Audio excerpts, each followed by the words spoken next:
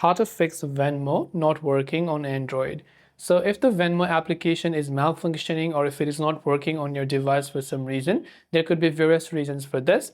Starting off with the internet connection, if you're using Wi-Fi, try to switch to cellular data or vice versa, and then see if that actually helps you solve the problem. If that doesn't help you solve the problem, since you're using the Venmo app on Android, you can long press the Venmo app icon over here, where you'll see this option, where you can tap this I button that says app info to come to the app info page.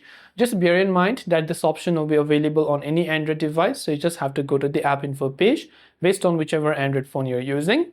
From there, just navigate towards settings and clear the cache files and make sure to clear the data. Now you have resetted the app. Mind you that this is also going to log you out of your account, and last but not the least, come to your Play Store and then search for the Venmo app, check if it has an update, and if it does, then make sure to update it to the latest version.